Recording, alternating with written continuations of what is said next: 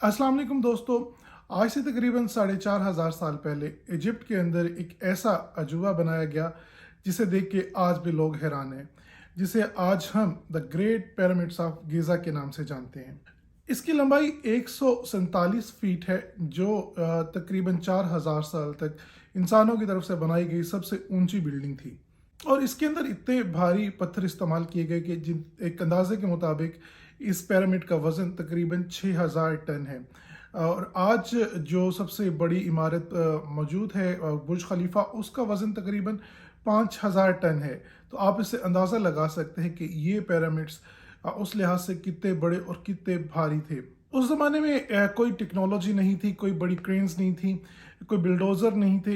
यहाँ तक कि उस ज़माने तक अभी व्हील की इन्वेंशन भी नहीं हुई थी। ये लोग पहिए का इस्तेमाल भी नहीं जानते थे। उसके बावजूद इन लोगों ने एक ऐसा अजूबा तैयार किया जो तकरीबन 4,500 साल से अभी तक कायम है। इंसानों की तरफ से बनाई गई कोई भी बिल्डिंग, कोई भी इमारत, कोई भी मोनूमेंट आज तक इतनी ज़्यादा देर तक नहीं टिका रहा।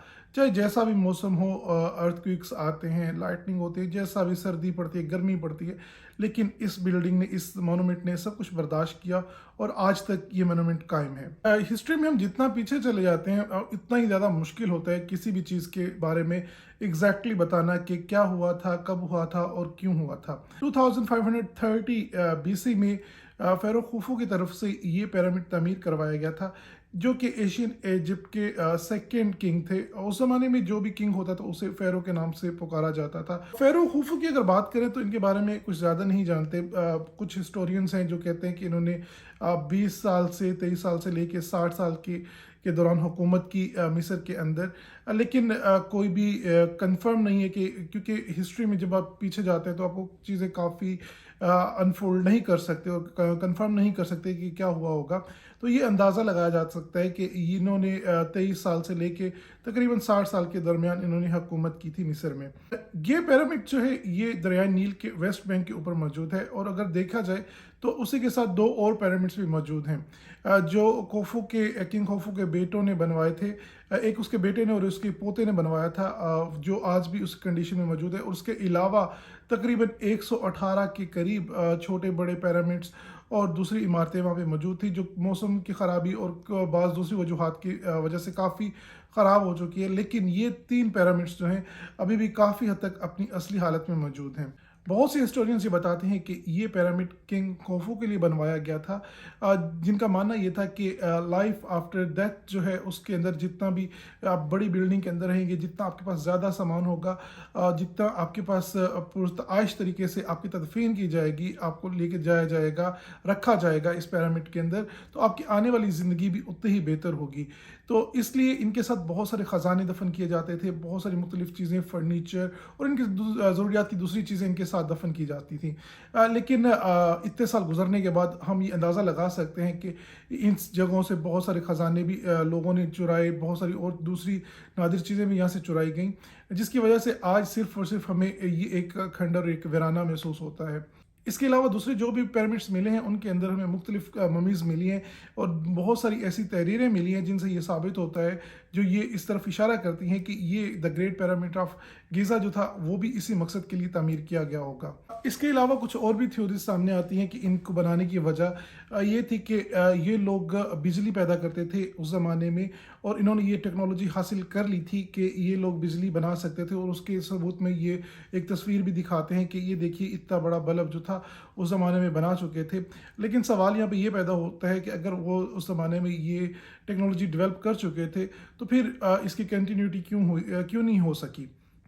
इस तरह की थ्योरीज तब बनाई जाती है जब कोई सब्सटेंशियल एविडेंस नहीं होता आपके पास, क्योंकि हिस्ट्री के अंदर उसे प्रूव करना बहुत ही मुश्किल होता है। जब किसी चीज़ का प्रूफ नहीं मिलता तो इस तरह की बहुत सारी थ्योरीज जो हैं वो सामने आती हैं। एक और थ्योरी ये भी बताई जाती है कि ये पिरामिड्स बनाए गए थे गंदम को स्टोर करने के लिए या दूसरे अनाज जो भी थे उन्हें स्टोर करने के लिए।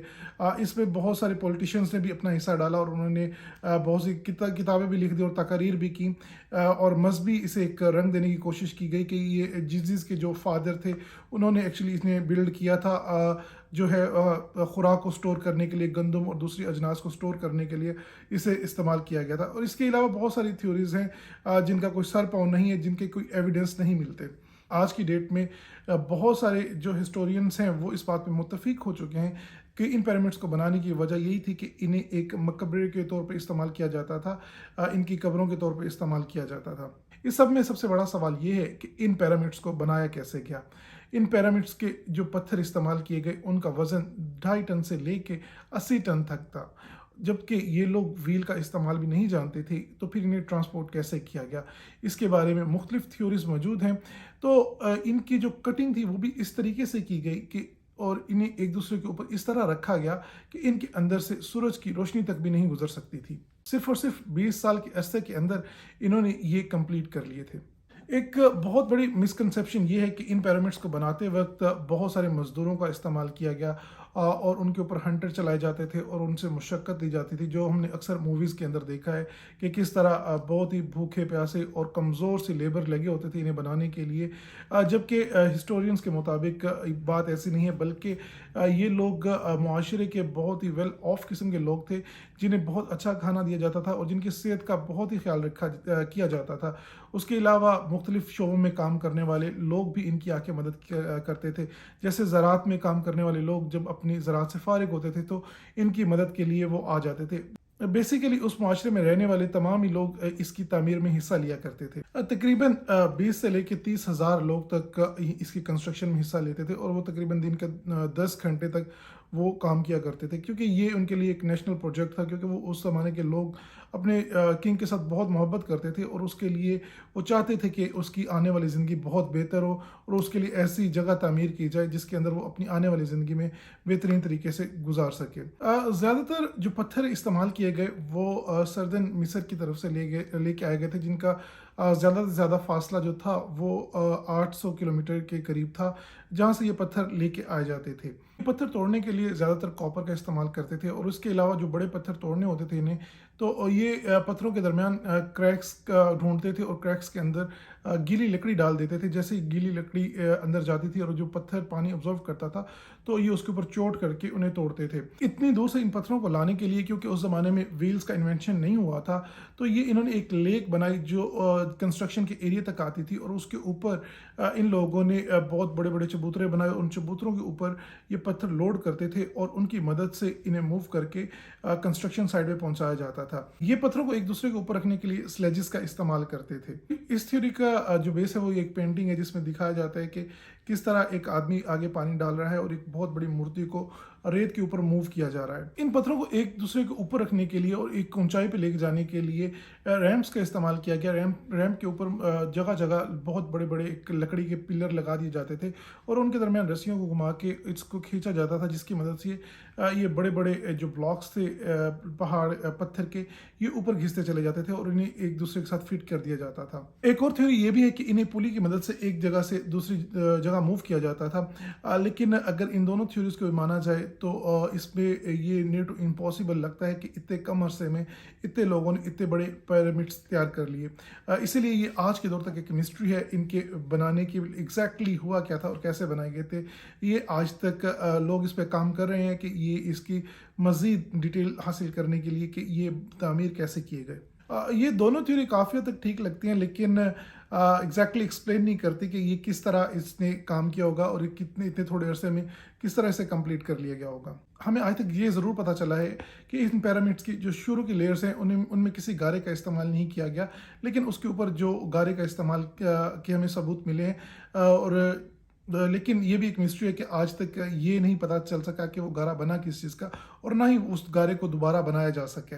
اور ان تمام پیرامڈس کے اوپر ایک بڑی فائن قسم کی ایک لیئر موجود تھی جو وقت کے ساتھ باقی نہیں رہی۔ صرف اور صرف ایک پیرامڈ کے اوپر اس کے نشانات آج تک موجود ہیں، لیکن اس کے علاوہ کافی حد تک موسم کی وجہ سے یہ اوپری لیئر جو ہے اس کی خراب ہو چکی ہے۔ ابھی ان کے اوپر سن لائٹ آتی تھی اور یہ بہت ہی خوبصورت طریقے سے چمکتے تھے اور جگمگاتے تھے۔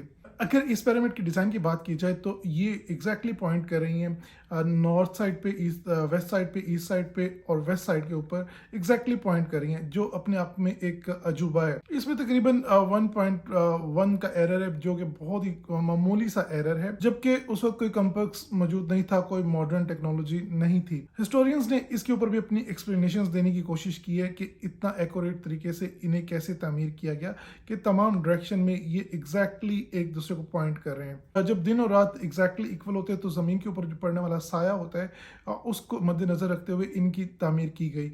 जब ज़मीन के ऊपर पड़ने वाले साए की कैलकुलेशंस निकाली गई तो एग्जैक्टली उतना ही एरर उसमें आ रहा था जितना एरर इन पिरामिड्स के अंदर है।